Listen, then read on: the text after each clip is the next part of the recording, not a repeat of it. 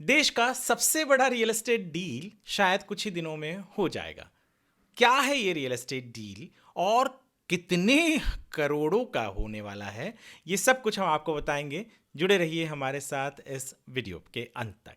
नमस्कार, मैं हूं वरुण सिंह और आप देख रहे हैं square fit India.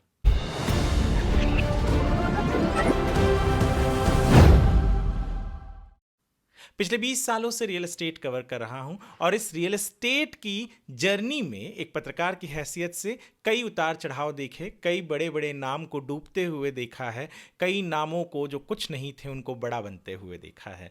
Real estate में बहुत से ऐसी कहानियां हैं जो लोगों को अचंभित कर देती हैं। ठीक उसी तरीके से आज एक और कहानी हमारे सामने आई है। दरअसल सुप्रीम कोर्ट में एक केस चल रहा है। जी हाँ, सहारा का, सुब्रत रॉय वाला सहारा, बिल्कुल उन्हीं के, वो सहारा प्रणाम जो करते थे या करते हैं अभी भी। तो वो जो केस चल रहा है, कई लोगों ने, कई निवेशकों ने जो छोटी छोटी अमाउंट्स उनको दिया करते थे, वो जमा करते थे, उसके बदले में उनको वापस से पैसा मिलता था। तो कई लोगों ने ये आरोप लगाया था कि उनके पैसे डुबा दिए गए।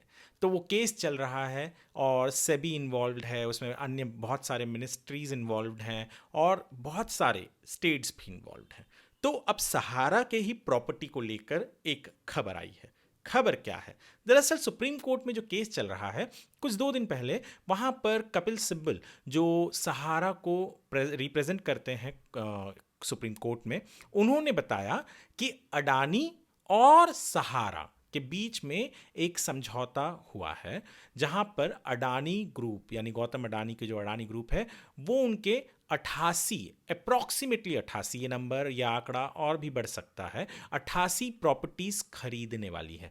कोई अमाउंट नहीं बताया है, अलग अलग अमाउंट बताए जा रहे हैं, पर जानकारों का मानना है कि जब भी ये प्रॉपर्टीज अडानी खरीदेगी यानी सहारा उनको ट्रांसफर करेगी, तो जो अमाउंट होगा वो देश के यानी इस देश के इतिहास का सबसे बड़ा रियल एस्टेट डील सामने आएगा।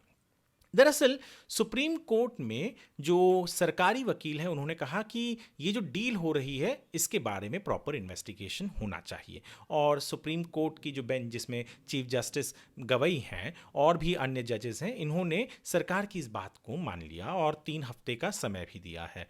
3 हफ्ते के अंदर इनको, यानी जो सहारा है और अडानी, इनके बीच में भी जो चीज़ें हैं, खास करके जो प्रॉपर्टीज़ है, उसको लेकर एक शक भी होता है कई लोगों को कि ये प्रॉपर्टीज़ केवल सहारा ने कहीं इस पे थर्ड पार्टी राइट यानी किसी और का नाम भी तो चढ़ाया नहीं है। ये सारी चीज़ें भी देखनी पड़ेंगी। और जो पैसा आने वाला है, वो पैसा कहा जाता है कि इतना ज़्यादा होगा। खुद कपिल सिब्बल ने जो स्टेटमेंट दिया है, जब ये उन्होंने एक बंद लिफाफे में इस अग्रीमेंट, इस समझौते के बारे में जब कोर्ट को बताया और कहा कि जब कोर्ट आदेश देगा उसी के बाद में ये लोग ये समझौता करार जो है उसे करेंगे, तब ये भी बताया कि जो अमाउंट बाकी है लोगों को देना सहारा का, ये डील हो जाएगा तो वहाँ से ये सब कुछ पैसे, उतने पैसे आएंगे कि सहारा वो सारे पैसे उन निवेशकों को दे सकेगा जिनके पैसे उसके ऊपर इल्ज़ाम है कि उन्होंने रखा हुआ है या उन्होंने नहीं चुकाया था या जो घोटाला किया था।